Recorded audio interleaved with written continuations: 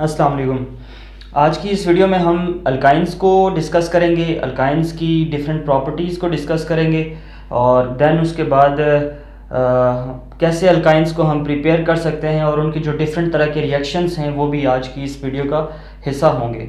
तो सबसे पहले अगर हम अल्काइंस के कुछ बेसिक इंट्रोडक्शन को देखें तो 3-4 पॉइंट्स जो हैं वो बहुत ज़रूरी हैं याद रखने इसकी बेसिक इंट्रोडक्शन के लिए। सबसे पहली बात कि अल्काइन जो हैं बाकी दो जो हाइड्रोकार्बन्स हम डिस्कस कर चुके हैं अल्केन्स और अल्कीन्स, उनकी तरह बिल्कुल ये भी जो हैं ओपन चेन कंपाउंड्स हैं।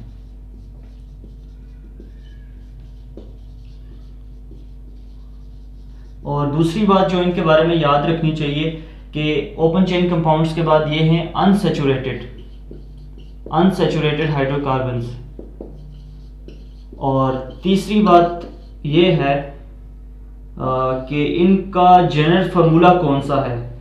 ठीक है, तो इनका जनरल फार्मूला मैं लिख देता हूँ CnH2n एंड -2, ये इनका जनरल फार्मूला है। फिर एक चीज़ और, अल्काइंस के अंदर सिंगल कोवेलेंट बॉन्ड, डबल या ट्रिपल, तो याद रखिएगा अल्काइंस में मौजूद होता है ट्रिपल कोवेलेंट बॉन्ड।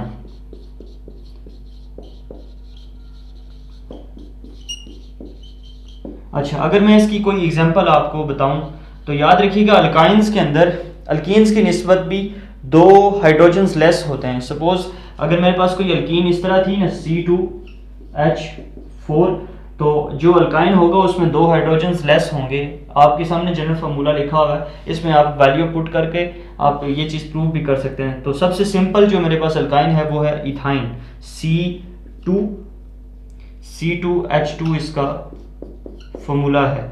ठीक है, और इसकी अगर ओपन चेन स्ट्रक्चर में ड्रा करूं तो C triple covalent bond C, ठीक है, एक हाइड्रोजन इस तरफ और एक इस तरफ। ठीक है, तो इथाइन को एसिटाइलिन भी बोलते हैं। अच्छा, अब आ जाए इनके जो जनरल मेथड्स ऑफ प्रिपरेशन हैं अल्काइंस को, कैसे हम मुख्तलिफ तरीक़ों से अल्काइंस को प्रिपेयर कर सकते हैं। सबसे पहला तरीका मैंने जो लिखा है वो है डीहाइड्रो हैलोजिनेशन ऑफ वेजिनल डाइहैलाइड्स। अब ये टर्म आपको परेशान कर रही होगी कि वेजिनल डाइहैलाइड्स क्या होते हैं। वेजिनल डाइहैलाइड्स वो डाइहैलाइड्स हैं जहाँ पर दो एडजेसेंट कार्बन्स के ऊपर दो हैलोजेंस मौजूद हैं। ठीक है, उनको बोलते हैं वेजिनल डाइहैलाइड्स। अब सपोज मेरे पास, मैं एग्जांपल आपको दे के समझाता हूँ। सपोज मेरे पास इस तरह से कोई भी डाइहैलाइड है, ठीक है, तो यहाँ पर दो हैलोजन, सपोज दो क्लोरीन लगे हुए, तो ये डाइहैलाइड बना मेरे पास। ठीक है, बाकी हम हाइड्रोजन पुट कर देते हैं। ठीक है, डाइहैलाइड की हमने करनी है डीहाइड्रो हैलोजिनेशन, यानी कि हैलोजन एसिड यहाँ से इनमें से हैलोजन एसिड को रिमूव करना है किसी भी डाइहैलाइड, वेजिनल डाइहैलाइड में से। हैलोजन एसिड का मतलब हाइड्रोजन और क्लोरीन, इस हाइड्रोजन और क्लोरीन दोनों को रिमूव कर दें तो हमारे पास अल्काइंस की प्रिपरेशन होती है। लेकिन एक एजेंट है, एक कैटलिस्ट है, उसकी प्रेजेंस में ये रिएक्शन परफॉर्म होता है। उस कैटलिस्ट का नाम है KOH। बेस कोई भी आप स्ट्रॉन्ग बेस ले लें, सपोज मैं यहाँ पर KOH ले लेता हूँ। ठीक है, तो ये होगा कि ये Cl इस H के साथ और ये वाला Cl इस H के साथ कंबाइन होके दो HCl मॉलिक्यूल्स यहाँ से एलिमिनेट होंगे। 2HCl मैं लिख देता हूँ। ठीक है, ये यहाँ से रिमूव होते हैं। अच्छा, अब आप देखें कि ये HCl रिमूव हुआ तो यहाँ पर एक डबल बॉन्ड बनेगा। ठीक है, और जब यहाँ से एक HCl यहाँ से रिमूव होगा इस कार्बन के साथ जो अटैच्ड है, तो यहाँ पर दूसरा एक कोवेलेंट बॉन्ड बन जाएगा। तो इस तरह एक पहले मौजूद है और दो कोवेलेंट बॉन्ड्स मजीद बन रहे हैं, तो हमारे पास अल्काइन प्रिपेयर हो जाएगा जी, अल्काइन। ठीक है, C triple covalent bond C and R। ठीक है, और साथ में दो HCl के मॉलिक्यूल्स यहाँ से एक्सक्लूड हो गए, यहाँ से रिमूव हो गए। सपोज एक एग्जांपल और देते हैं इसकी। सपोज मेरे पास ऐसे कोई मौजूद है, यहाँ पर Br लिख देता हूँ इस दफ़ा में। ठीक है, ठीक है, और यहाँ पर मैं दो हाइड्रोजन्स लगा देता हूँ। ऊपर मैंने एक तरफ R लिखा हुआ था, इधर भी मैं दो हाइड्रोजन्स इसके साथ लगा देता हूँ। ठीक है, अब आप क्या करें, इसी तरह स्ट्रॉन्ग बेस ले लें। सपोज मैं KOH लेता हूँ। ठीक है, तो क्या होगा, ये दो स्टेप्स के अंदर ये रिएक्शन कंप्लीट होता है। यहाँ पर तो मैंने एक ही स्टेप के अंदर दो HCl मॉलिक्यूल्स को रिमूव कर दिया, लेकिन ये रिएक्शन बेसिकली दो स्टेप्स के अंदर कंप्लीट होता है। फर्स्ट स्टेप में क्या होता है कि एक एक हेलोजन एसिड रिमूव होता है, यानी कि ये वाला H और ये वाला Br जो है ये रिमूव होंगे, ठीक है। अगर ये रिमूव हो जाते हैं तो देखें फिर क्या बनता है। सपोज उस वक्त जिस वक्त एक हेलोजन एसिड जो है रिमूव होता है तो उस वक्त टेम्परेचर मैं देता हूँ 80 डिग्री सेंटीग्रेड टेम्परेचर, ठीक है, KOH की मौजूदगी में। तो देखें क्या होगा, H2C, ठीक है, और यहाँ से एक हाइड्रोजन और यहाँ से एक हेलोजन रिमूव हो गया तो यहाँ पे एक डबल बॉन्ड बन जाएगा इस कार्बन और इस कार्बन के दरमियान, ठीक है। ये Br ऐसे ही रहेगा इसके साथ, ठीक है। तो यहाँ पर आप देख सकते हैं कि CH सिर्फ मेरे पास बचा है, एक Br और एक यहाँ से हाइड्रोजन रिमूव हो गए हैं। ये था फर्स्ट स्टेप, और यहाँ पर मैंने टेम्परेचर दिया 80 डिग्री सेंटीग्रेड, और एक HCl एक HBr, सॉरी HCl नहीं बल्कि HBr, चूँकि यहाँ पर ब्रोमीन है, एक HBr मॉलिक्यूल रिमूव हुआ। अब मैंने क्या करना है, डीहाइड्रोहेलोजिनेशन करनी है, ठीक है। इसकी ये जो प्रोडक्ट अब बना है ये दोबारा इसको मैं यहाँ पर लेके आऊँगा, ये जो ब्रोमीन और ये हाइड्रोजन ये दोबारा कंबाइन होके ये भी एक्सक्लूड होंगे। सपोज उसको मैं ऐसे लिख लेता हूँ CH2C डबल बॉन्ड CH, और इस कार्बन के साथ यहाँ पर ब्रोमीन लगा हुआ है, ठीक है। तो इसी तरह KOH जब अप्लाई करूँगा, ठीक है, तो अब मुझे थोड़ी सी ड्रास्टिक कंडीशंस देनी होंगी, क्योंकि सेकंड हेलोजन एसिड रिमूव करना मुश्किल हो जाता है as compare to the first, ठीक है। तो अगर पहले मैं 80 डिग्री सेंटीग्रेड टेम्परेचर दे रहा था तो अब मुझे तकरीबन 150 डिग्री सेंटीग्रेड टेम्परेचर देना पड़ेगा इस रिएक्शन को, और यहाँ से क्या होगा, ये जो Br है इस एक H के साथ कंबाइन करके तो बना देगा HBr, ठीक है। HBr यहाँ से रिमूव हो जाएगा, ठीक है। ये दूसरा हेलोजन एसिड यहाँ से रिमूव हो गया, ठीक है। अब आप देखें कि यहाँ पर Br और इस H के साथ कंबाइन हुआ और ये दूसरा HBr भी यहाँ से रिमूव हो गया, तो पीछे मेरे पास सिर्फ एक हाइड्रोजन बच गया। तो मैं ऐसे लिखता हूँ HC ट्रिपल कोवेलेंट बॉन्ड, इधर डबल था तो अब इनके रिमूव होने से यहाँ पर ट्रिपल कोवेलेंट बॉन्ड बन जाएगा, तो HC triple covalent bond CH। तो देखें यहाँ पर इथाइन की प्रिपरेशन हो गई मेरे पास। ये था first method of preparation, dehydrohalogenation of vicinal dihalides.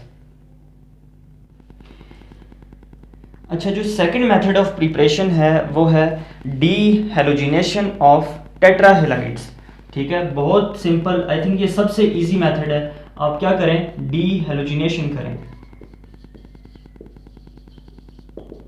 किसकी करें जी, डीहेलोजिनेशन ऑफ टेट्राहेलाइड्स।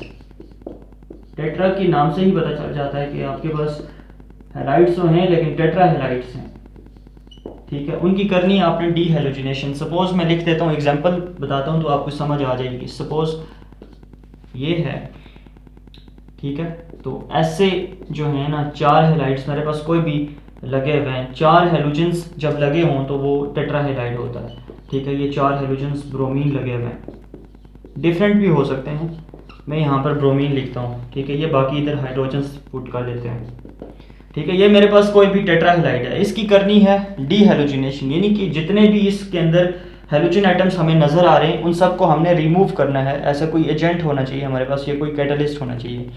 तो अगर हमारे पास मैग्नीशियम मेटल हो या फिर हमारे पास जिंक मेटल हो, ठीक है, तो इनकी मदद से हम इजीली इन हैलाइड्स को रिमूव कर सकते हैं। सपोज मेरे पास जिंक है ना, तो Zn गिव्स अस, ठीक है, Zn की वैलेंसी जो होती है ना ये +2 होती है, तो ये 2 नेगेटिव आइंस को ही अपने साथ कंबाइन करने की सलाहियत रखती है, यानी कि इस स्टेप के अंदर ये 2 हेलोजेंस इजीली इस जिंक के साथ कंबाइन कर सकते हैं, ठीक है। तो मैं क्या करता हूँ, मैं रिमूव कर देता हूँ 2 हेलोजेंस को, ठीक है। तो ये 2 हेलोजेंस इस वक्त रिमूव होंगे तो ये बॉन्ड नीचे शिफ्ट होगा और कार्बन कार्बन के दरमियान डबल कोवेलेंट बॉन्ड आ जाएगा ऐसे, ठीक है। और बाकी ये हाइड्रोजन और ब्रोमीन इसी तरह अपनी जगह पे रहेंगे, ठीक है। 2 ब्रोमीन्स इस जिंक के साथ अटैच होंगे तो ZnBr2 बन जाएगा, ठीक हो गया। ये था फर्स्ट स्टेप। अब सेकंड स्टेप में क्या होगा कि फिर ब्रोमीन अप्लाई करेंगे इसके ऊपर, ठीक है। 1,2-डाइब्रोमो इथीन इसका नाम है, ठीक है। मैं लिख देता हूँ C डबल बॉन्ड C, ठीक है, फिर 2 ब्रोमीन्स ऐसे, ठीक है। इसके ऊपर मैं अप्लाई करता हूँ जिंक जिस वक्त, तो क्या बनता है ये जिंक, ये जो रिमेनिंग दो ब्रोमाइड आइंस लगे हुए हैं ना, इनको भी रिमूव कर देगा। ठीक है, उसी तरह ये जो ये वाला बॉन्ड है ये ऊपर शिफ्ट हो जाएगा, इस कार्बन और कार्बन के दरमियान ट्रिपल कोवेलेंट बॉन्ड इस्टेब्लिश हो जाएगा। ट्रिपल कोवेलेंट बॉन्ड, जब दो कार्बन्स के दरमियान ट्रिपल कोवेलेंट बॉन्ड बन जाए तो उस प्रोडक्ट को डेफिनेटली हम अल्काइन की कैटेगरी में काउंट करते हैं। तो सपोज ये वाला हाइड्रोजन है, तो ये मैं ऐसे ही लिखता हूँ, सपोज ये वाले दो ब्रोमाइड आइंस रिमूव हो गए तो ये वाला बॉन्ड ऊपर शिफ्ट होगा, तो क्या होगा, यहाँ पर 3 कोवेलेंट बॉन्ड्स दो कार्बन के दरमियान आ जाएंगे और यकीनन ये हमारे पास इथाइन है। ठीक है, तो ZnBr2 इसी तरह बन जाएगा। तो ये बहुत ही सिंपल तरीका है। आपके पास अगर टेट्रा हेलाइड्स मौजूद हों, आप उनकी करें डी हेलोजिनेशन, तो इजीली आप प्रिपेयर कर सकते हैं अल्काइंस को। अच्छा, तीसरा मेथड तो बहुत ही इजी है। वो इसलिए इजी कि आप इससे प्रीवियस वीडियोस अगर मेरी देखें तो उसमें मैं इसको एक्सप्लेन कर चुका हूँ। कोलब्स इलेक्ट्रोलाइटिक मेथड है तीसरा मेथड। ठीक है, कोलब्स इलेक्ट्रोलाइटिक मेथड से हम अल्केन्स को भी प्रिपेयर करते हैं, हम अल्कीन्स को भी प्रिपेयर कर लेते हैं, और आज मैं आपको सिखाऊंगा कि हम अल्काइंस को कैसे प्रिपेयर कर सकते हैं कोलब्स इलेक्ट्रोलाइटिक मेथड से। सपोज पहले इसकी हेडिंग दे लेते हैं, कोलब्स इलेक्ट्रोलाइटिक मेथड।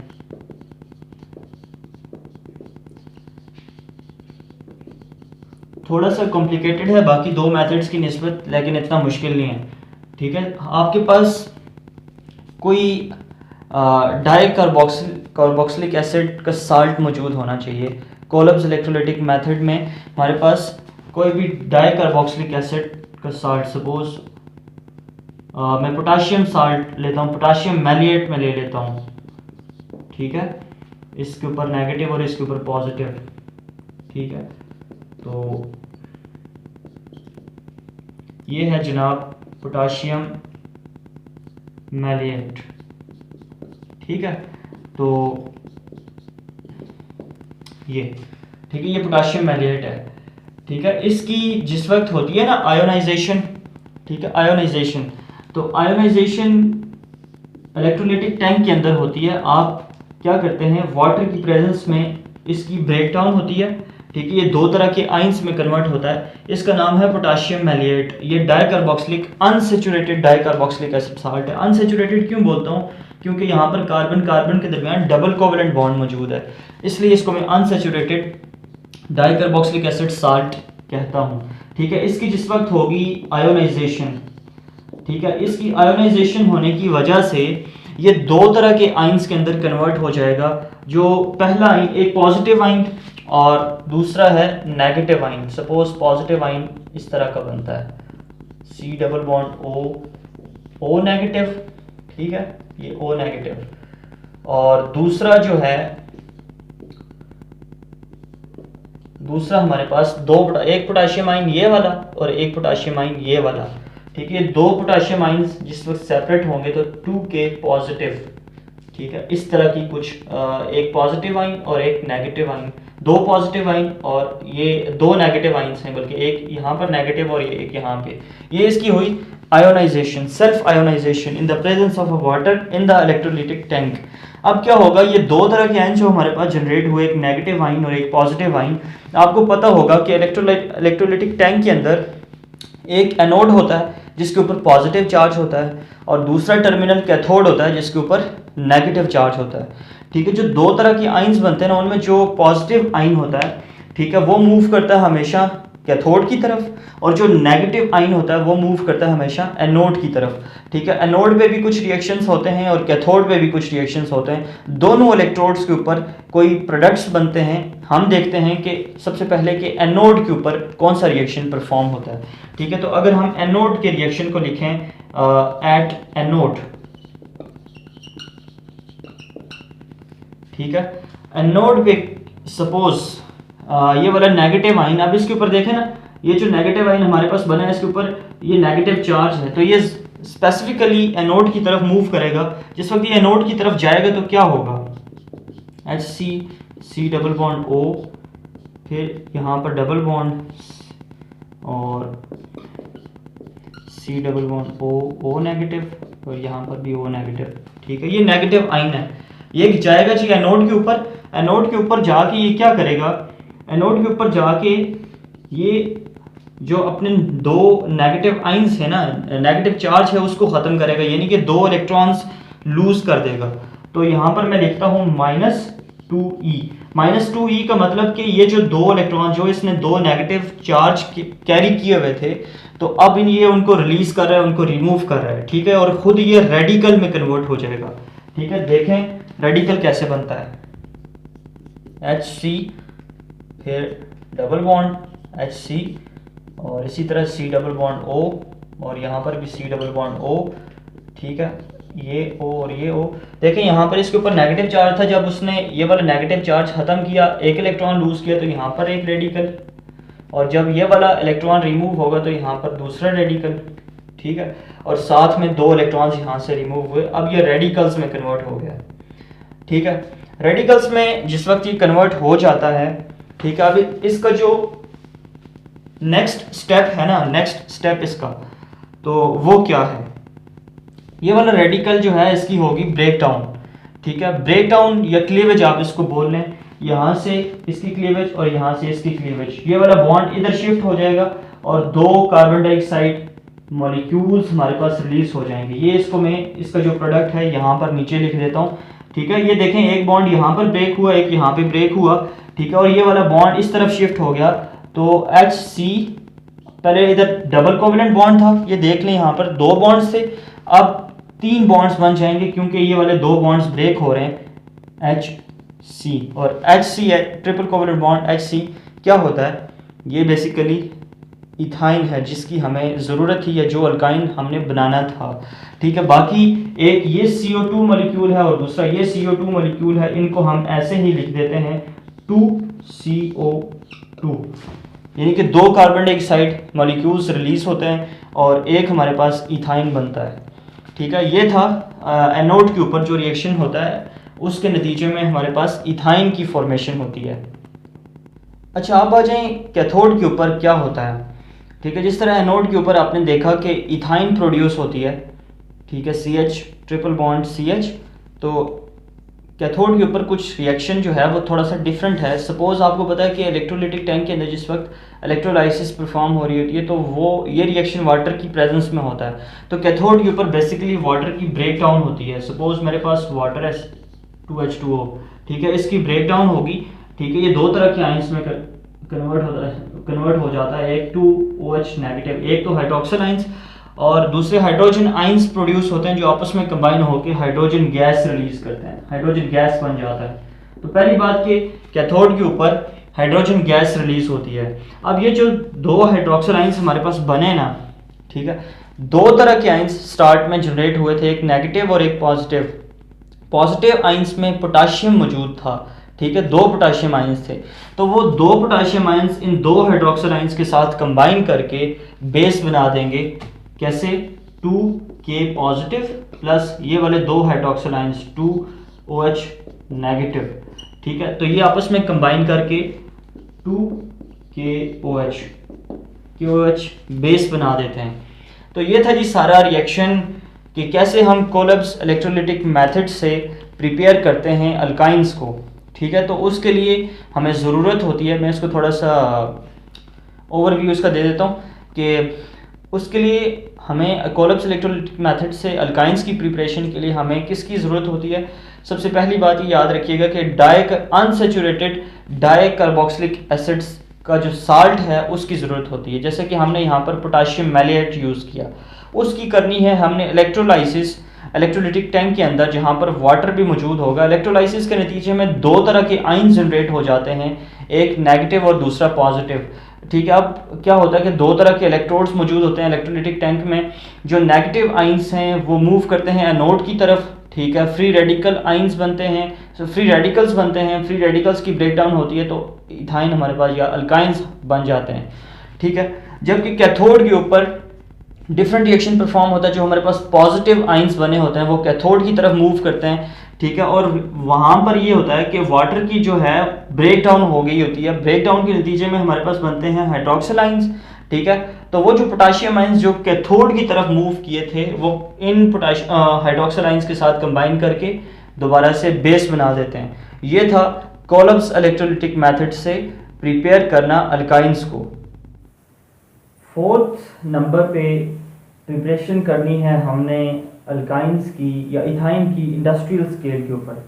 ठीक है, इंडस्ट्रियल स्केल के ऊपर प्रिपरेशन करने के लिए हमें चाहिए होता है कैल्शियम कार्बाइड, और कैल्शियम कार्बाइड हम कैसे बनाएं ये भी एक डिफ़िकल्ट प्रोसेस है।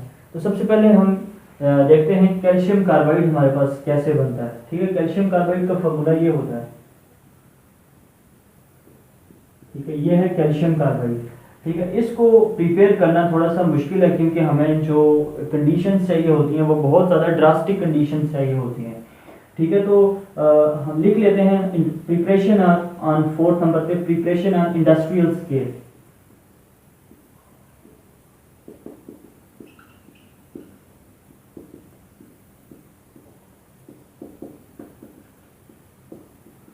इथाइन की प्रिपरेशन करनी है हमने इंडस्ट्रियल स्केल के ऊपर। ठीक है, इसकी प्रिपरेशन करने के लिए कैल्शियम कार्बाइड को बनाने के लिए हमें चाहिए होता है सबसे पहली चीज़ लाइम। लाइम यानी कि calcium oxide, CaO, calcium oxide हमें चाहिए। ठीक है, कैल्शियम ऑक्साइड को आपने रिएक्ट करवाना है कोक के साथ। कोक यानी कि ये कार्बन। ठीक है, टेम्परेचर बहुत ज़्यादा देना होता है आपको, 2000 डिग्री सेंटीग्रेड टेम्परेचर देना पड़ता है। तो इसके नतीजे में हमारे पास बनता है कैल्शियम कार्बाइड, ऐसे ये बन गया कैल्शियम कार्बाइड, और साथ ही इसके बन जाती है जी कार्बन मोनोऑक्साइड। ठीक है, ये जो ऑक्सीजन बचता है ये कार्बन के साथ कंबाइन होकर कार्बन मोनोऑक्साइड बना देते हैं। ठीक है, अब क्या करना है कि ये जो कैल्शियम कार्बाइड है, ठीक है, इस कैल्शियम कार्बाइड का रिएक्शन आपने करवाना है किसके साथ? वाटर के साथ। ठीक है, वाटर के साथ जिस वक्त आप रिएक्शन करवाएंगे ना तो क्या होगा कि यहां से दो हाइड्रोजन इन दो कार्बन के साथ अटैच हो जाएंगे। ठीक है, ये दो कार्बन है ना। ठीक है, एक हाइड्रोजन इस कार्बन के साथ और दूसरा हाइड्रोजन इस कार्बन के साथ। ठीक है, तो इसको मैं साथ इस तरह लिख देता हूँ H, और यहाँ पर भी H। तो देखें ये हमारे पास इथाइन बन गया। ठीक है, बाकी जो हमारे पास बचता है वो यहाँ से OH हाइड्रोक्सिल आयंस बच जाते हैं। ठीक है, वो कैल्शियम के साथ कंबाइन करेंगे और बेस बना देंगे CaOH ट्वाइस। ठीक है, कैल्शियम हाइड्रोक्साइड बेस भी साथ बन जाता है। तो ये है इथाइन की प्रिपरेशन इंडस्ट्रियल स्केल के ऊपर। अच्छा जी, आपने अल्काइंस के प्रिपरेटरी मेथड्स कुछ 3-4 तो सीख लिए कि अल्काइंस को हम कैसे मुख्तलिफ तरीक़ों से प्रिपेयर कर सकते हैं। अब इससे नेक्स्ट फेज़ के ऊपर मूव करते हैं कि अल्काइंस किस तरह के रिएक्शंस देते हैं, क्या अल्काइंस रिएक्टिव हैं भी या नहीं है। ठीक है, अगर रिएक्शंस परफॉर्म करते हैं तो कौन कौन से रिएक्शंस परफॉर्म करते हैं, यानी कि हमने देखना है कि अल्काइंस के रिएक्शंस कौन कौन से हैं।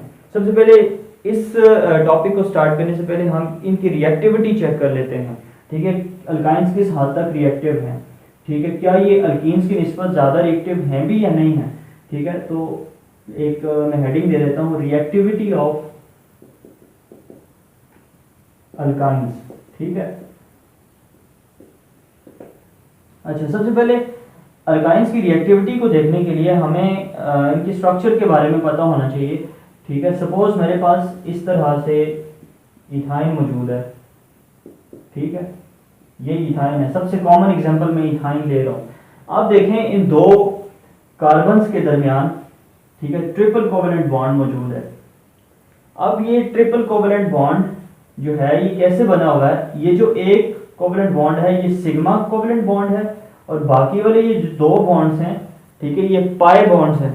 ठीक है, अब आपको पता होना चाहिए क्योंकि ये 3 कोवेलेंट बॉन्ड्स दो कार्बन के दरमियान मौजूद हैं, तो इलेक्ट्रॉन डेंसिटी जो है वो इन दो कार्बन के बीच मैक्सिमम है। ठीक हो गया। अब चूंकि इन दो कार्बन को 3 कोवेलेंट बॉन्ड्स ने हेल्ड करके रखा हुआ है, ठीक है, उसकी वजह से ये जो इनके दरमियान, इस कार्बन और इस कार्बन के दरमियान जो स्पेस होता है या जो डिस्टेंस होता है वो बहुत ही कम होता है as compare to alkanes, as compare to alkenes कम हो जाता है डिस्टेंस। जब ये टाइटली हेल्ड होते हैं दोनों कार्बन, तो इनके जो बीच वाले इलेक्ट्रॉन्स हैं ना, ठीक है, वो लेस एक्सपोज्ड होते हैं टूवर्ड्स एनी इलेक्ट्रोफिलिक रिएजेंट। ठीक है, उनको रिमूव करना मुश्किल हो जाता है। ठीक है, क्योंकि 3 कोवेलेंट बॉन्ड्स स्ट्रॉन्ग बॉन्ड बना देते हैं और इस वजह 2 कार्बन्स के दरमियान, और इस वजह से ये वाले इलेक्ट्रॉन्स जो हैं इनको विथड्रॉ करना, इनको निकालना उतना ही मुश्किल हो जाता है किसी भी इलेक्ट्रोफिलिक रिएजेंट के लिए। सो अल्काइंस जो होते हैं ये लेस रिएक्टिव होते हैं as compare to alkenes and as compare to alkenes. ठीक है, ये थी इनकी रिएक्टिविटी। अब आ जाते हैं इनके जो डिफरेंट तरह के रिएक्शंस हैं कि ये किस तरह के रिएक्शंस देते हैं और कौन कौन से रिएक्शंस देते हैं। Although alkanes are less reactive as compared to alkenes, however they give 3 different types of reactions. First one is addition reaction, second one is second one is oxidation reaction and third one is polymerization reaction. सबसे पहले हम addition reactions को discuss करेंगे कि addition reactions किस तरह के addition reactions ये देते हैं। ठीक है, तो addition reactions of alkynes।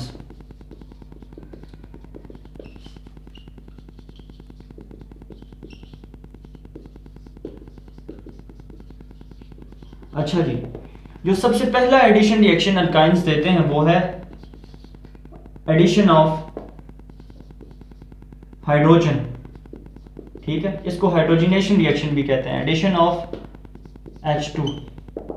ठीक है, या इसको हाइड्रोजनेशन रिएक्शन भी बोलते हैं।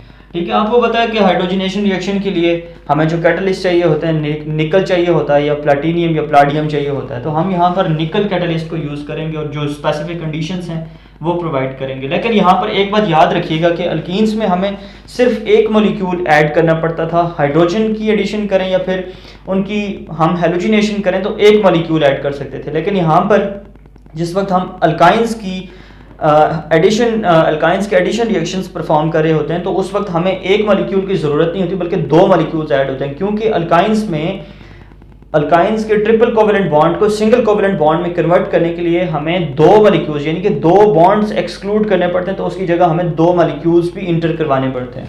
ठीक है, सपोज मेरे पास इथाइन है HC triple covalent bond CH। ठीक है, तो यहाँ पर क्या होगा, 2 H2 मॉलिक्यूल्स ऐड होंगे। ठीक है, इन द प्रेजेंस ऑफ अ निकल। तो ये क्या होगा, इथेन में कन्वर्ट हो जाएगा। ठीक है, इस तरह CH3 और CH3। ठीक है, और ये रिएक्शन भी 2 स्टेप्स के अंदर कंप्लीट होता है। फर्स्ट स्टेप में ये इथीन्स में कन्वर्ट होता है। अगर मैं करूं HC triple covalent bond HC, इसकी थोड़ा सा मैकेनिज्म या इसकी डिटेल्स हम देख लेते हैं। ठीक है, तो फर्स्ट स्टेप में ऐसे निकल की प्रेजेंस में क्या होता है कि पहले इथीन बनती है, यानी कि CH2 डबल बॉन्ड CH2। ठीक है, अब ये जो इथीन बनी, ठीक है, सेकंड स्टेप में फिर जब हम इसकी हाइड्रोजनेशन करते हैं CH2 डबल बॉन्ड CH2, तो इन द प्रेजेंस ऑफ अ निकल हमारे पास इथेन फाइनली बन जाता है CH3 सिंगल बॉन्ड CH3। ठीक है, तो ये है जी addition of hydrogen means hydrogenation reaction, first addition reaction, जिसमें हम हाइड्रोजन को स्पेसिफिक कंडीशंस में क्या करते हैं, ऐड करते हैं अल्काइंस के अंदर, और अल्काइंस पहले अल्कीन्स में कन्वर्ट होते हैं और फिर फाइनली अल्केन्स में कन्वर्ट हो जाते हैं। एडिशन ऑफ हाइड्रोजन आपने सीख लिया, हाइड्रोजनेशन रिएक्शन जिसको बोलते हैं। अब आ जाएं second reaction, second edition reaction. यहाँ पर मैं 1 की जगह लिखता हूँ, ये दूसरे नंबर पे है रिएक्शन। एडिशन ऑफ हेलोजेंस सीख लेते हैं कि हेलोजेंस को कैसे ऐड करना है अल्काइंस के अंदर। ये भी बहुत सिंपल है। सपोज मेरे पास C ट्रिपल बॉन्ड C इस तरह से कोई भी अल्काइन है। ठीक है, सपोज मैं इथाइन को ले लेता हूँ। ठीक है, तो मेरे पास मैं इसकी करता हूँ हेलोजिनेशन। ठीक है, सपोज Cl2 मॉलिक्यूल्स हैं तो कार्बन टेट्राक्लोराइड की प्रेजेंस में ये रिएक्शन परफॉर्म होता है CCl4। ठीक है, तो क्या होता है, 2 क्लोरीन, एक क्लोरीन इसके साथ और दूसरा क्लोरीन इसके साथ अटैच हो जाएगा, 2 कार्बन के साथ। ठीक है, ट्रिपल कोवेलेंट बॉन्ड था तो ये डबल में कन्वर्ट हो जाएगा, एक इस तरफ Cl और एक इस तरफ Cl। ठीक है, और एक यहाँ पर नहीं, हाँ, यहाँ पर एक हाइड्रोजन यहाँ पर लगा देते हैं और एक यहाँ पर लगा देते हैं। ठीक है, अब चले जाएं एक इससे नेक्स्ट स्टेप के अंदर। ठीक है, एक स्टेप है जिसमें हमने एक मॉलिक्यूल ऐड किया क्लोरीन का। सेकंड स्टेप में फिर इसी तरह C double bond C, Cl और यहाँ पर हाइड्रोजन, यहाँ पर भी हाइड्रोजन। ठीक है, इसी तरह क्लोरीन की एडिशन करेंगे कार्बन टेट्राक्लोराइड की प्रेजेंस में। ठीक है, तो क्या होगा कि ये जो दो क्लोरीन्स हैं, ठीक है, ये दो क्लोरीन्स अब यहाँ पर फिर अटैच हो जाएंगे। ठीक है, ये जो डबल कोवलेंट बॉन्ड था ये शिफ्ट हो जाएगा या कन्वर्ट हो जाएगा सिंगल कोवलेंट बॉन्ड में, ये ख़त्म हो जाएगा। ठीक है, ऐसे में यहाँ पर लगा देता हूँ 4 हेलोजन्स को। ठीक है, ये 4 हेलोजन्स और साइड्स पे मैं लिख देता हूँ हाइड्रोजन्स को। ठीक है, तो ये टेट्राक्लोराइड जो हैं ये बन गए 1122 टेट्राक्लोरोइथेन। ठीक है, तो ये था जी हेलोजन्स की एडिशन करना अल्काइंस के अंदर। ठीक है, उसके लिए हमें चाहिए होता है कार्बन टेट्राक्लोराइड। ठीक है, कार्बन टेट्राक्लोराइड की प्रेजेंस में, और ये 2 स्टेप प्रोसेस है। फर्स्ट स्टेप में एक मॉलिक्यूल ऐड होता है, फिर सेकंड स्टेप में दूसरा मॉलिक्यूल हेलोजन का ऐड होता है। तो इस तरह आपके पास कार्बन टेट्राक्लोराइड, ये कार्बन टेट्राब्रोमाइड जो भी है, इसमें क्लोरीन और ब्रोमीन तो इजीली जो है हेलोजिनेशन कर देते हैं, लेकिन आयोडीन इतनी रेडियली रिएक्ट नहीं करता इन अल्काइंस के साथ। ठीक है, क्या हम हेलोजन एसिड्स को अल्काइंस के अंदर ऐड कर सकते हैं? जी हाँ, बिल्कुल, हम हेलोजन एसिड्स को अल्काइंस के अंदर इजीली ऐड कर सकते हैं। ठीक है, लेकिन ये एडिशन जो होगी ये मार्कोनिकव्स रूल के मुताबिक होगी। ठीक है, हम लिख लेते हैं एडिशन ऑफ हेलोजन एसिड, जो हमारा तीसरा रिएक्शन है अल्काइंस का, एडिशन ऑफ हेलोजन एसिड्स। ठीक है, अच्छा, हेलोजन एसिड का मतलब यानी कि HCl, HBr, HI, HF। ठीक है, ये हेलोजन एसिड्स हैं। ठीक है, हमने अल्काइंस के अंदर हेलोजन एसिड्स को ऐड करना है। सपोज मैं सबसे सिंपल अल्काइन लेता हूँ HC ट्रिपल बॉन्ड CH, मैं इथाइन को ले लेता हूँ। इसके अंदर मैं जिस वक्त ऐड करता हूँ HBr को, सपोज ये एक हेलोजन एसिड है। ठीक है, इसको मैं ऐड करूँगा तो क्या होगा, ये वाला एक हाइड्रोजन जो है एक कार्बन के साथ अटैच हो जाएगा और दूसरा ब्रोमीन दूसरे कार्बन के साथ अटैच हो जाएगा। ठीक है, तो ये हाइड्रोजन, इधर एक हाइड्रोजन है, जब इस कार्बन के साथ ये वाला हाइड्रोजन अटैच होगा तो ये बन जाएगा H2C। ठीक है, और फिर उसके बाद अब देखें यहाँ पर इस तरफ एक हाइड्रोजन ऐड हो रहा है तो ट्रिपल कोवलेंट बॉन्ड है तो ये डबल में शिफ्ट हो जाएगा। ठीक है, फिर इसके बाद CH है तो CH इसके साथ ऐसे Br अटैच हो जाएगा। ठीक है, ये अब इथीन में सॉरी इथीन तो नहीं कह सकते, लेकिन ये कि डबल कोवलेंट बॉन्ड में शिफ्ट हो गए। ठीक है, अब हम इसकी, चूंकि यहाँ पर अनसेचुरेशन अभी भी मौजूद है, तो हम इसको इसके अंदर मजीद जो है HBr को दोबारा ऐड कर सकते हैं, H2C double covalent bond CH and then Br। ठीक है, ये है हमारे पास 1 ब्रोमो इथीन इसको बोलते हैं। ठीक है, इसके अंदर जिस वक्त हम ऐड करते हैं HBr, ठीक है, तो हमने चूंकि मार्कोनिकव्स रूल में पढ़ा है कि the negative part of the adding reagent goes to that carbon which contains less number of hydrogen atoms. तो यहाँ पर ये वाला कार्बन जो है ये इसके पास लेस नंबर ऑफ हाइड्रोजन्स हैं, तो सो ये वाला जो ब्रोमीन है ये इसके पास ये मतलब ये अपॉर्चुनिटी भी है, ये वाला ब्रोमीन आके इस कार्बन के साथ अटैच हो जाए या फिर इस कार्बन के साथ हो जाए, लेकिन preferably according to the Markovnikov's rule ये जो ब्रोमीन है ये इस कार्बन के साथ अटैच होता है। उसकी वजह ये है, इस कार्बन के साथ अटैच क्यों होता है, क्योंकि मार्कोनिकव्स रूल ये कहता है कि नेगेटिव पार्ट यानी कि जो ब्रोमीन है वो हमेशा उस कार्बन के साथ अटैच होता है जिसके साथ less number of hydrogen atoms हों। तो इस कार्बन के साथ less number of hydrogen atoms हैं, सो ये वाला ब्रोमीन इस कार्बन के साथ अटैच हो जाएगा। ठीक है, तो अब देखें आप कि ये क्या बन जाता है, ये वाला हाइड्रोजन जब इस टू के साथ क्या कहते हैं कार्बन के साथ अटैच होगा तो ये H2C की बजाय H3C होगा इस तरफ 3 कार्बन्स हो जाएंगे, ठीक है।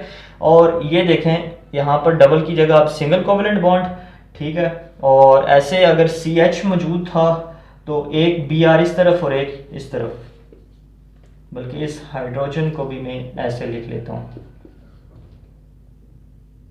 ठीक है। 1,1 डाइब्रोमो इथेन इसका नाम है। तो ये था जी addition of halogen acids which occurs according to the Markovnikov's rule.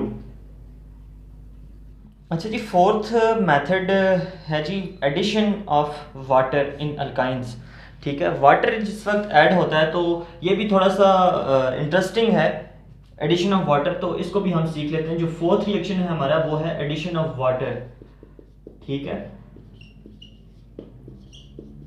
अब कहने में तो बहुत इजी लगता है, लेकिन जिस वक्त हम अल्काइंस में प्रैक्टिकली एडिशन करते हैं तो उस टाइम हमें पता चलता है कि ये इतना इजी नहीं है। सपोज मेरे पास मौजूद है जी इसी तरह इथाइन मौजूद है, HC ट्रिपल बॉन्ड CH, ठीक है। इसके अंदर मैंने ऐड करना है वाटर, ठीक है, H2O। क्या वाटर ऐसे ही ऐड हो जाएगा? कभी नहीं। वाटर को ऐड करने के लिए हमें मर्क्यूरिक सल्फेट देना पड़ेगा, HgSO4, और इसके साथ साथ H2SO4 सल्फ्यूरिक एसिड।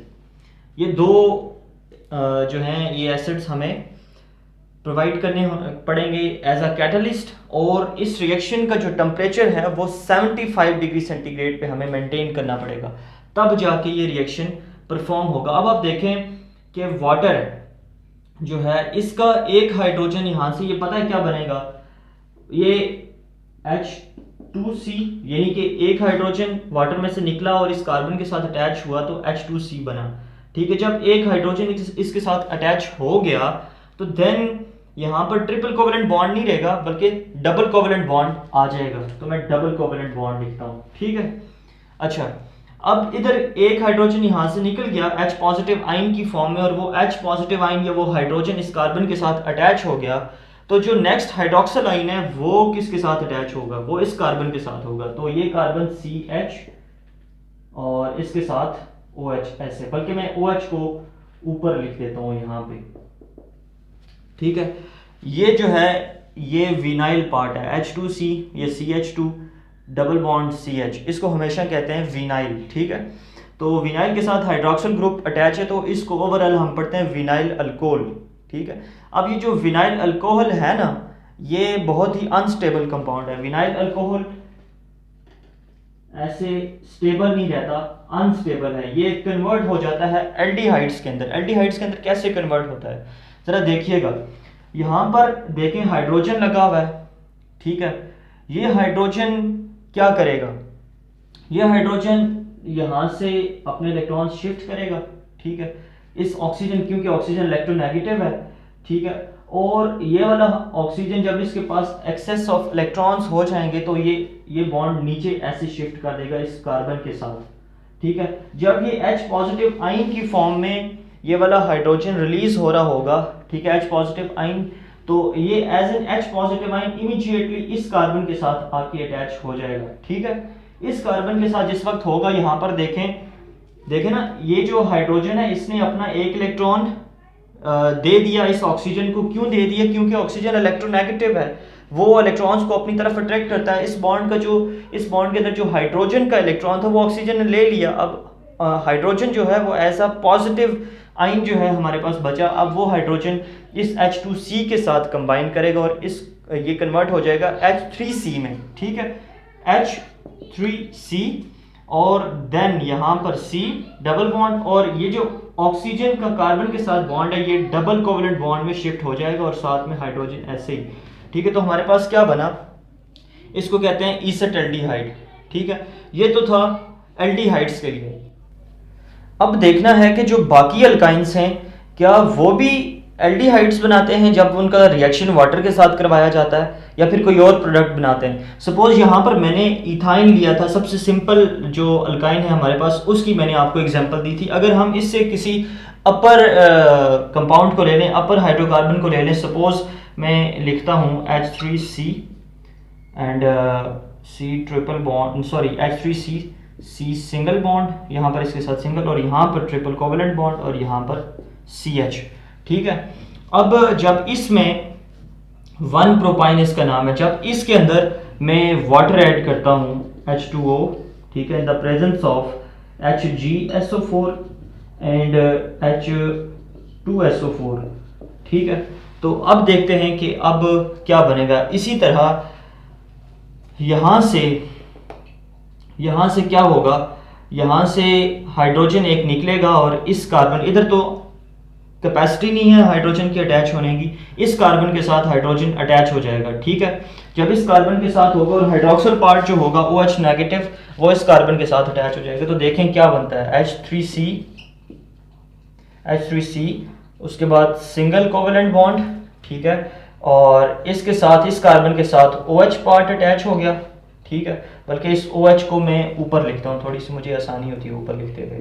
ठीक है, ये OH इस कार्बन के साथ अटैच हो गया, इस कार्बन के साथ, और ये जो कार्बन है इसके साथ यहाँ से एक हाइड्रोजन अटैच होगा, ये CH की बजाय CH2 हो जाएगा। ट्रिपल कोवेलेंट बॉन्ड यहाँ पे मौजूद है तो ये डबल कोवेलेंट बॉन्ड में कन्वर्ट हो जाएगा, double covalent bond and CH2। ठीक हो गया। अब नेक्स्ट स्टेप में क्या होने वाला है, नेक्स्ट स्टेप में क्या होगा कि इसी तरह ये जो ऑक्सीजन है ये इलेक्ट्रोनेगेटिव है, ये ऑक्सीजन इस हाइड्रोजन के इलेक्ट्रॉन्स को अपनी तरफ अट्रैक्ट करेगी। ठीक है, जब ऑक्सीजन के पास एक्सेस ऑफ इलेक्ट्रॉन्स आ गए, ठीक है, ये hydrogen as a positively charge यहाँ पर एक्सक्लूड हो जाएगा, बाहर आ जाएगा। ठीक है, अब यहाँ से क्या होगा, ये वाले जो इलेक्ट्रॉन्स हैं, क्योंकि ऑक्सीजन ज्यादा देर तक इन इलेक्ट्रॉन्स को होल्ड नहीं कर सकेगी तो वो इमीडिएटली इस कार्बन की तरफ, क्योंकि carbon is electropositive as compare to partially positive as compare to this oxygen, तो ये कार्बन इलेक्ट्रॉन्स को अपनी तरफ अट्रैक्ट कर लेगी। ठीक है, जिस वक्त कार्बन इनको अपनी तरफ अट्रैक्ट करेगी, ठीक है, तो कार्बन के पास एक्सेस ऑफ इलेक्ट्रॉन्स हो जाएंगे। जब कार्बन के पास एक्सेस ऑफ इलेक्ट्रॉन्स हो जाएंगे तो इसकी कोशिश होगी कि वो इमीडिएटली इन इलेक्ट्रॉन से छुटकारा हासिल करे, तो वो इन इलेक्ट्रॉन्स को मजीद आगे शिफ्ट कर देगी, मतलब ये वाला बॉन्ड यहाँ पर डबल की बजाय सिंगल हो जाएगा। ठीक है, और जब ये ऑक्सीजन यहाँ पर नीचे इलेक्ट्रॉन्स को शिफ्ट करता है, ठीक है, तो यहाँ पर ऑक्सीजन और इस कार्बन के दरमियान डबल कोवेलेंट बॉन्ड बन जाता है। ठीक है, जब ये यहाँ से इस कार्बन के ऊपर इलेक्ट्रॉन शिफ्ट हो गए तो इस कार्बन के ऊपर पार्शियल नेगेटिव चार्ज आ जाता है। ठीक है, इलेक्ट्रॉन्स की शिफ्टिंग की वजह से। ठीक है, अब कार्बन आपको पता है कि बहुत कम आपने देखा होगा कि कार्बन ऐसा पार्शियली नेगेटिवली चार्ज भी हैव करे। ठीक है, तो कार्बन इमीडिएटली क्या करेगी, यहाँ से जो हाइड्रोजन आयन रिलीज हुआ था शुरू में, वो उस हाइड्रोजन आयन को अपने साथ अटैच कर लेगी और ये CH2 जो है ये CH3 में कन्वर्ट हो जाएगा। इसको मैं ऐसे लिखता हूँ, जरा देखिएगा नीचे, H3C, इसकी तो समझ आ रही होगी आपको। ठीक है, उसके बाद मैं लिखता हूँ C डबल बॉन्ड O।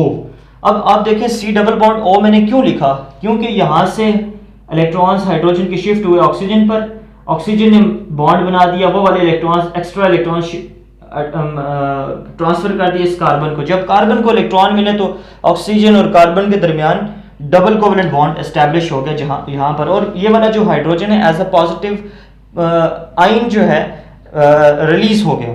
ठीक है, अब इस कार्बन के ऊपर जब इस कार्बन के पास एक्सेस ऑफ इलेक्ट्रॉन्स आ गए तो ये कार्बन अपने इलेक्ट्रॉन्स को मजीद अगली कार्बन पे शिफ्ट करती है, जिसकी वजह से इस अगली कार्बन पे पार्शियल नेगेटिव चार्ज आ जाता है। पार्शियल नेगेटिव चार्ज तो कार्बन बर्दाश्त कर ही नहीं सकती, तो सो वो जो हाइड्रोजन आयन रिलीज हुआ था उसको फौरन अपने साथ अटैच कर लेती है। ये CH2 था तो ये CH3 में कन्वर्ट हो जाता है, और यहाँ पर जो डबल कोवेलेंट बॉन्ड था वो शिफ्ट हो जाता है सिंगल कोवेलेंट बॉन्ड में। तो देखें ये क्या है हमारे पास, इस तरफ भी कार्बन, इस तरफ भी कार्बन, और C डबल बॉन्ड O, यानी कि कार्बोनाइल कार्बन के दोनों तरफ कार्बन्स हैं।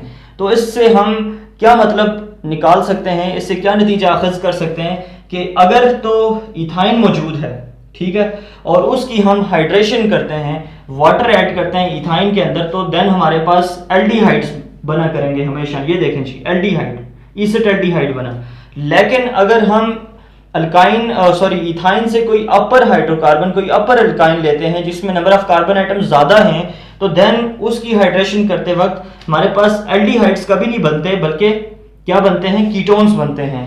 तो ये था सारा process of addition of water के कैसे हम अल्काइंस के अंदर वाटर को ऐड करते हैं। आपको मैंने कैटलिस्ट भी बता दिया, मर्क्यूरिक सल्फेट और H2SO4 सल्फ्यूरिक एसिड, और टेम्परेचर भी इसके लिए जो स्पेसिफिक टेम्परेचर आपको मेंटेन करना पड़ता है वो है 75 डिग्री सेंटीग्रेड टेम्परेचर। अच्छा, हमारा जो आखिरी और फिफ्थ रिएक्शन है ना, एडिशन रिएक्शन, वो है addition of ammonia and hydrogen cyanide. तो इसको भी हम देख लेते हैं कि अमोनिया की एडिशन कैसे होती है और हाइड्रोजन साइनाइड की कैसे होती है। मैं लिखता हूँ addition of, single step reaction है, कोई इतना मुश्किल नहीं है। Addition of ammonia and hydrogen cyanide मतलब कि HCN, ठीक है। ये कैसे अल्काइंस के अंदर ऐड होते हैं। सपोज मेरे पास इथाइन है, HC ट्रिपल बॉन्ड CH, इसमें मैंने ऐड करना है अमोनिया, अमोनिया मतलब NH3 मैंने ऐड करना है, ठीक है। अब आप देखें क्या होगा, कौन सा कैटलिस्ट चाहिए होगा इस रिएक्शन के लिए। तो याद रखिएगा Al2O3 ये कैटलिस्ट हमें चाहिए, लेकिन ये कैटलिस्ट जब हम अप्लाई करते हैं तो उसके साथ हमें हीट भी देनी पड़ती है, तकरीबन 300 डिग्री सेंटीग्रेड तक हमें टेम्परेचर देना पड़ता है, ठीक है। अब जब हम इतना टेम्परेचर देते हैं तो उसके बाद क्या होता है कि ये अमोनिया जो है इस इथाइन के साथ रिएक्ट करता है। सपोज ये कैसे रिएक्ट कर सकता है, यहाँ से 2 हाइड्रोजन्स इस कार्बन के साथ अटैच होंगे, क्योंकि इस कार्बन के साथ एक हाइड्रोजन पहले से लगा हुआ है, तो 3 हाइड्रोजन इसके साथ, कुल 3 हाइड्रोजन हो जाएंगे, ये बन जाएगा H3C, ठीक है। जब इस कार्बन के साथ 3 हाइड्रोजन लग गए तो आगे ये 3 बॉन्ड्स तो नहीं रह सकेंगे, एक ही बॉन्ड रहेगा, क्योंकि 3 हाइड्रोजन लगे हुए तो ये कार्बन मजीद आगे एक ही बॉन्ड बनाएगा, ठीक है। अगला कार्बन हम लिख देते हैं इसी तरह, ठीक है। इसके जो 2 कोवेलेंट बॉन्ड्स थे वो खत्म हो गए, क्योंकि 2 हाइड्रोजन इस तरफ आके अटैच हो गए, ठीक है। और वो 2 हाइड्रोजन यहाँ से आए, ठीक है। यहाँ से 2 हाइड्रोजन निकल गए तो इसके पास सिर्फ एक हाइड्रोजन इस अमोनिया के पास रह गया। ये बात ज़हन में रखिएगा कि इसके पास सिर्फ एक हाइड्रोजन रह रहा है, ठीक है। अब देखना क्या होगा, ये जो नाइट्रोजन है, नाइट्रोजन आपको पता होना चाहिए कि ये हमेशा 3 कोवेलेंट बॉन्ड्स बनाता है। तो ये एक कार्बन है, इसके साथ एक सिर्फ नाइट्रोजन ही अटैच होगा, CN बनेगा, सायानाइड, ठीक है। और यहाँ से जो एक हाइड्रोजन बच रहा था, एक ये वाला हाइड्रोजन और एक इस कार्बन का हाइड्रोजन मिलके यहाँ से बना देंगे जनाब हाइड्रोजन गैस H2, ठीक है। तो जो हमारे पास प्रोडक्ट बना, ठीक है, वो है मिथाइल सायानाइड, ठीक है। This is our product. तो अब हम ऐड करते हैं जी अल्काइंस के अंदर, हम ऐड करते हैं हाइड्रोजन सायानाइड को। सपोज मेरे पास इसी तरह HC triple covalent bond CH ये है। जब हम इसके अंदर ऐड कर देते हैं हाइड्रोजन सायानाइड को, ठीक है, तो ये क्या बनता है। सबसे पहले कैटलिस्ट का हमें पता होना चाहिए, CuCl2 एक ही कैटलिस्ट, और दूसरा यूज़ होता है यहाँ पर अमोनियम क्लोराइड, ये ठीक है। ये 2 कैटलिस्ट यूज़ होते हैं और हमें साथ में हीट भी करना पड़ता है, ठीक है। तो क्या होता है जी, ये हाइड्रोजन इस कार्बन के साथ, ये CN इस कार्बन के साथ आके अटैच हो जाएगा, तो हमारे पास बनेगा एक्राइल और नाइट्राइल, ठीक है। तो ये हाइड्रोजन को इसके साथ जोड़ें तो ये बन जाएगा CH2। जब CH2 है तो यहाँ पर ट्रिपल कोवेलेंट बॉन्ड नहीं होगा बल्कि डबल कोवेलेंट बॉन्ड होगा, ठीक है। तो इस CH के साथ CN अटैच हो जाएगा, CH और ये CN, ठीक है। तो इसको कहते हैं एक्राइलो नाइट्राइल। तो ये थी addition of hydrogen cyanide and addition of ammonia in alkynes. तो ये कुछ 5 रिएक्शंस थे, 5 एडिशन रिएक्शंस थे अल्काइंस के। आई होप आपको इन 5 एडिशन रिएक्शंस की अच्छी तरह समझ आ गई होगी। अच्छा जी, अब आ जाते हैं जो सेकंड टाइप के रिएक्शंस हैं अल्काइंस के, यानी कि ऑक्सीडेशन रिएक्शंस, वो किस तरह से परफॉर्म होते हैं। तो सबसे पहले हम इसके ऑक्सीडेशन रिएक्शंस लिख लेते हैं। ऑक्सीडेशन रिएक्शंस, अच्छा सपोज मेरे पास ऑक्सीडेशन में इथाइन की ही कर लेता हूँ, HC ट्रिपल बॉन्ड CH, ठीक है। इसकी ऑक्सीडेशन किसी स्ट्रॉन्ग ऑक्सीडाइजिंग एजेंट की मदद से होगी। सपोज मैं अल्कलाइन KMnO4 यूज़ करता हूँ, वाटर भी लेना पड़ेगा और इस दौरान जो है वो नेसेंट ऑक्सीजन प्रोड्यूस होती है और ये रिएक्शन प्रोसीड होता है KMnO4 की प्रेजेंस में, KMnO4, ठीक हो गया, ठीक है, अल्कलाइन KMnO4 की प्रेजेंस में। तो यहाँ पर क्या बनता है, ठीक है,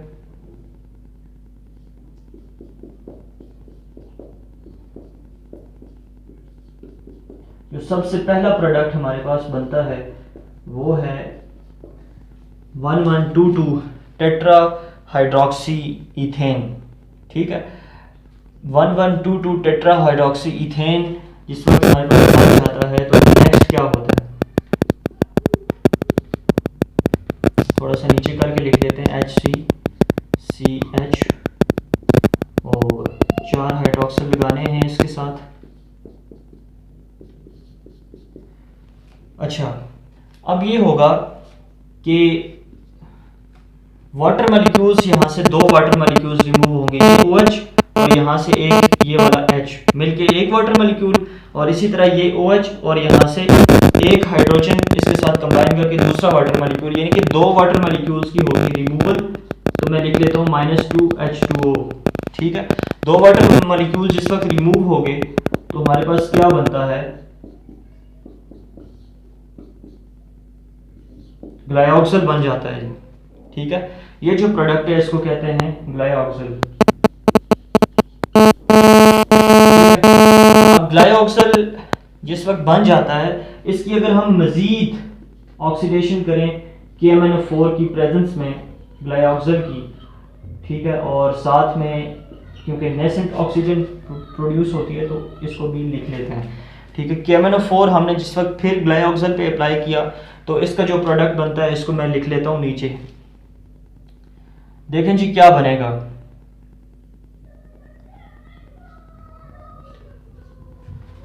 ये हो गया, और यहाँ पर मैं डबल बॉन्ड, एक मिनट थोड़ा सा आगे करके लिख लेता हूँ, C single covalent bond C।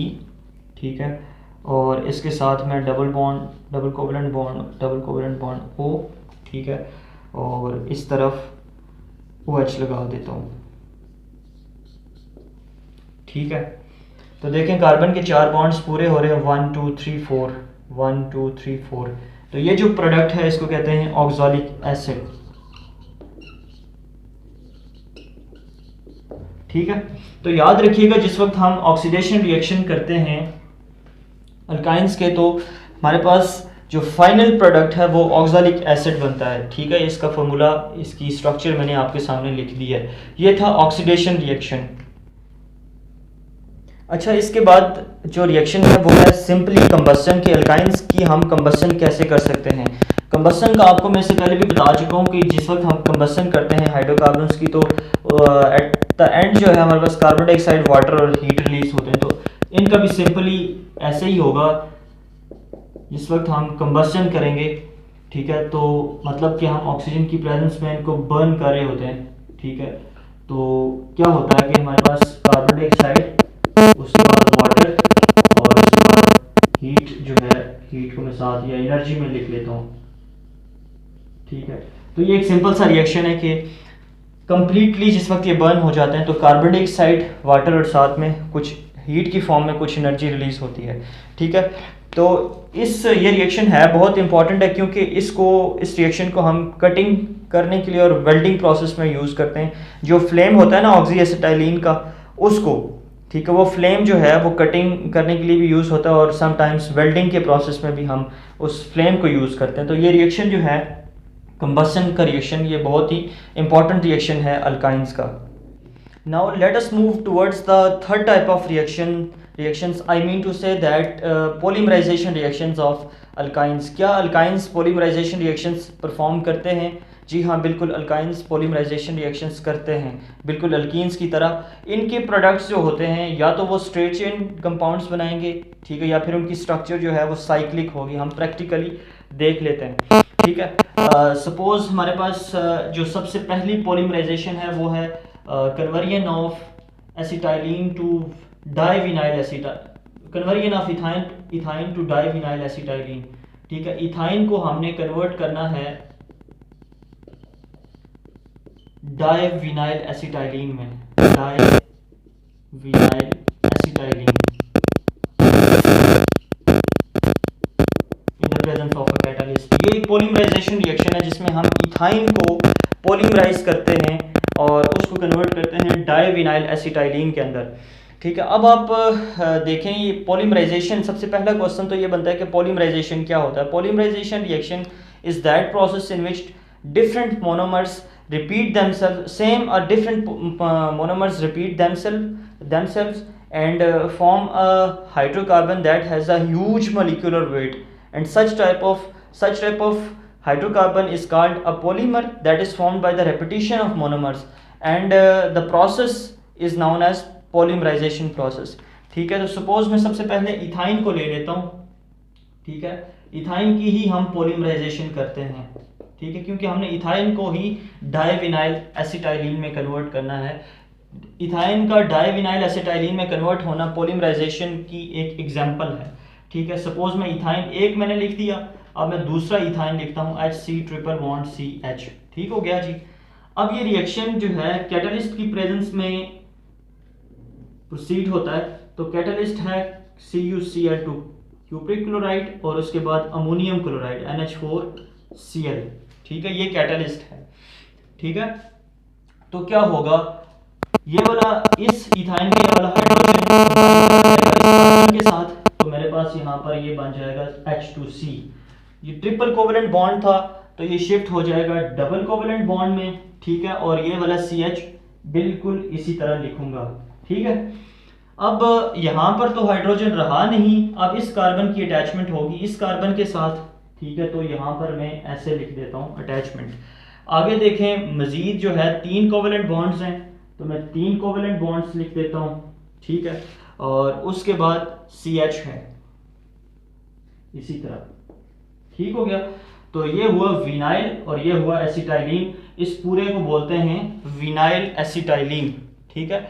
ये हुआ दो मोनोमर्स, क्या हुआ यहाँ पर 2 मोनोमर्स रिपीट हुए और उन्होंने एक प्रोडक्ट बनाया जिसको कहते हैं विनाइल एसिटाइलिन। अब मैं नेक्स्ट स्टेप के अंदर इसी विनाइल एसिटाइलिन की फिर पॉलीमराइजेशन करता हूँ, मैं दोबारा लिख देता हूँ इसको H2C डबल बॉन्ड CH फिर C triple covalent bond CH, ये मैंने लिखा विनाइल एसिटाइलिन, ठीक है। इसका रिएक्शन जिस वक्त मैं फिर इस इथाइन के साथ करवाऊंगा HC triple covalent bond CH, ठीक है, इन the presence of a catalyst cupric chloride and ammonium chloride NH4Cl। तो अब देखें क्या बनता है, यहाँ पर क्या बनेगा। सबसे पहले इसको ऐसे ही लिखते हैं, विनाइल क्लोराइड को, विनाइल एसिटाइलिन को sorry, H2C double covalent bond CH, उसके बाद C और देन ट्रिपल कोवेलेंट बॉन्ड, ये वाला C मैं लिखता हूँ ऐसे, ठीक है। अब क्या होगा, ये वाला जो हाइड्रोजन है ये जाके इस कार्बन के साथ अटैच होगा, ठीक है। तो इधर ये CH है तो बाद में CH2 हो जाएगा, ट्रिपल कोवेलेंट बॉन्ड इस कार्बन और इस कार्बन के दरमियान इसी तरह रहेगा, ठीक है। ये इन दो कार्बन के दरमियान, यहाँ और यहाँ इस कार्बन के दरमियान इस तरह की अटैचमेंट बनेगी, ये CH, ठीक है। और ये देखें यहाँ से जो हाइड्रोजन इस कार्बन के साथ लगा है, यहाँ पर ये CH2 बना रहा है, डबल कोवेलेंट बॉन्ड CH2, ठीक है। तो एक विनाइल इस तरफ, एक विनाइल इस तरफ, तो कितने विनाइल हो गए, 2 विनाइल्स हो गए। बीच में चूंकि ट्रिपल कोवेलेंट बॉन्ड मौजूद है तो डाई विनाइल एसिटाइलिन, ठीक है। तो आप खुद देख लें क्या ये पॉलीमराइजेशन रिएक्शन है या नहीं है, बिल्कुल है, क्योंकि इसमें देखें एक ही मोनोमर बार बार रिपीट होके एक लॉन्ग चेन में क्या बना रहा है, डाइविनाइल एसिटाइलिन बना रहा है। तो conversion of ethyne into divinyl acetylene is an example of polymerisation reaction. अगर हम क्या करें, इस विनाइल एसिटाइलिन को HCl की प्रेजेंस में इसका एक और प्रोडक्ट भी बना सकते हैं। मैं अगर इसको दोबारा लिखूं H2C double covalent bond CH और उसके बाद C double covalent triple covalent bond CH, ये हुआ विनाइल एसिटाइलिन। अगर मैं कंसंट्रेटेड सल्फ्यूरिक एसिड ले लूं, ठीक है, कंसंट्रेटेड सल्फ्यूरिक एसिड, ठीक है, और कैटलिस्ट जो हैं ऊपर वो मैं सेम कैटलिस्ट यहाँ पर रख देता हूँ जो मैंने ऊपर यूज़ किए हैं, ठीक है। तो यहाँ पर पता है क्या बनेगा, यहाँ पर बनेगा क्लोरोप्रीन।